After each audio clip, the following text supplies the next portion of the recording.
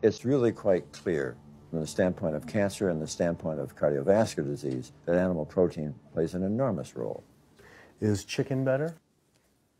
It's a question of whether you want to be shot or hung.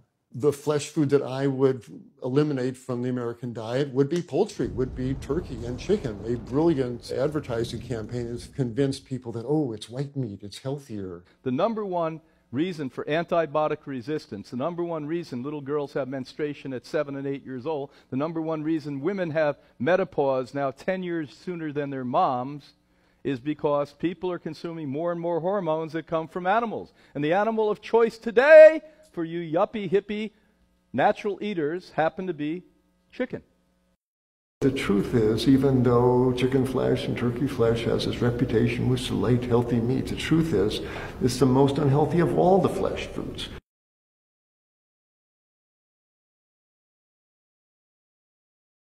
We have about a 21% higher cardiovascular mortality rate in the black community of this country. And it really does have to do with the diet, the Southern diet. And what they really mean by that is soul food. More cholesterol, more saturated fat, not just chicken, but fried chicken. That's a combination that is set up for heart disease, kidney disease, stroke, and death. When they exhumed the tissue from breast cancer, they found salmonella in almost every single specimentation that most likely came from you eating organic chicken. We sent researchers into fast food and family restaurants. Not only were there carcinogens in every single restaurant, but we found them in every single chicken sample that we took. If somebody brings their family in and they're buying a bucket of chicken, nobody tells them that there are carcinogens. If you're selling carcinogens to people, you've got to warn them that they're in there. But the American Cancer Society encourages people to switch from red and processed meat to chicken. Why would the American Cancer Society tell people to switch from eating one carcinogenic food to another when a Harvard University study showed that men with prostate cancer who eat large amounts of chicken increase their risk of the disease progressing 4 times? The number one dietary source in America of cholesterol is chicken because of the volume of chicken. You know, chicken's become grilled chicken and organic chicken. It's machismo, but it has nearly as much cholesterol per gram as red beef. So just on sheer volume, it's the number one source, eggs being close behind. Anytime you step out and try to push the frontier of truth, there's going to be pushback. And the sad fact is that Western physicians are Western people, and they are as addicted to these crappy diets as everybody else. And they don't want to believe that these things are unhealthy. But the science is so sound and so incontrovertible that you really can't dismiss it. Chicken and turkey and poultry dishes have that reputation. Oh, it's healthier. It's white meat. Ooh, light meat. And it's got this reputation, which in truth is completely undeserved. Let's call things for what they are. The leading source of sodium in the American diet for adult is chicken. It can be labeled all natural chicken, but be injected with this salt water, having up to 800 milligrams of sodium. Heterocyclic amines are clear-cut carcinogens, and they can form in any kind of meat as it's heated, as it's cooked.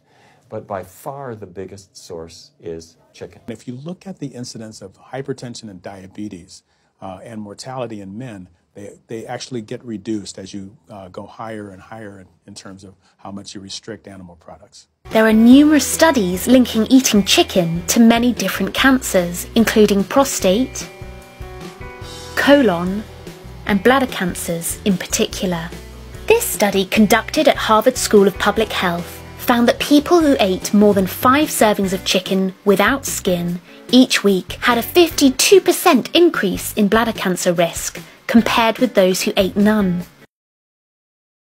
There's nothing healthy about eating birds, especially the way they're raised today, and that's another idea that should exit the stage left. We've used up the chicken and turkey, and we've used up flesh eating in general. It no longer serves us. It's time for a major evolution on this whole planet to plant-based diets while we still have the time to do that. And chicken and turkeys need to go back to the forest of Asia where they came from, and leave the chickens. The turkeys are American birds.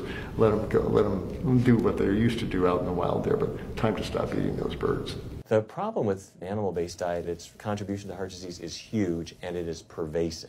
All this expensive imaging, procedures, bypasses, medication, none of which has one solitary single thing to do with the causation of the illness. So you die of a completely benign foodborne illness that never had its causation treated.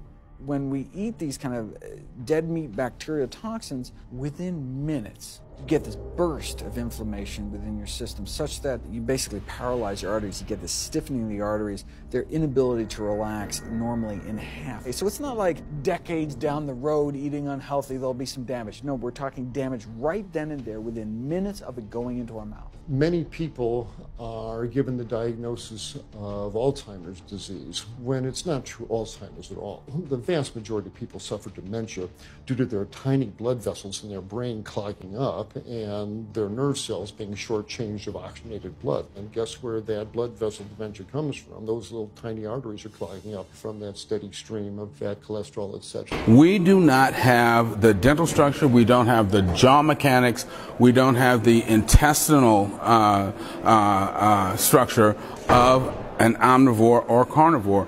We are classic herbivores by design, and that's why, for instance, 90% of the people who die from choking every year die eating meat. They're choking on meat, and that's because our teeth, jaw structure, and throat mechanism is not designed to handle this stuff.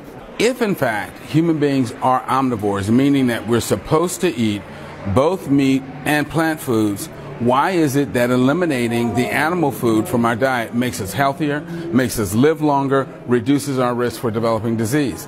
Well, it's because we really are not omnivores. We are true herbivores. We should not be eating animal food at all.